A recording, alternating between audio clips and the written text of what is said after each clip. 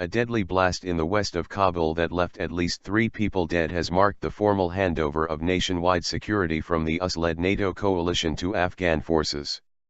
A police officer said the target was the convoy of Mohammed Mohaqiq, a prominent ethnic Hazara lawmaker. Mohaqiq is said to have survived the blast. General Mohammad Zahir, chief of the Kabul Criminal Investigation Division, said 3 people were killed by the bombing and another 30 were wounded, including 6 bodyguards. The roadside bomb targeted the Mohaqiq convoy, but he safely passed. One of his vehicles was damaged, Zahir said. Handover ceremony.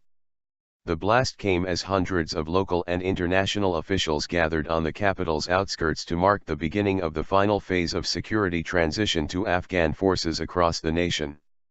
Afghan President Hamid Karzai announced the formal handover. "Our security and defense forces will now be in the lead," he said in a speech. "From here, all security responsibility and all security leadership will be taken by our brave forces."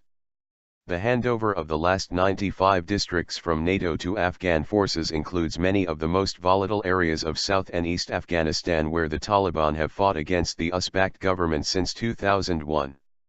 After the handover, 100,000 NATO forces will play a supporting and training role as Afghan soldiers and police take the lead in the fight against armed groups. Doubts remain, however, over the ability of the 350,000 strong Afghan forces to thwart the Taliban, and the NATO military coalition will retain an important role in logistics and air support as well as in combat when required. Recent attacks have demonstrated the Taliban's ability to strike at Kabul as the country prepares for next year's presidential elections and the NATO withdrawal by the end of 2014. Less than a week ago, a deadly suicide car bomb struck a bus carrying employees of the Supreme Court in Kabul and killed at least 17 people. The blast on June 12 also injured 40 others, according to officials.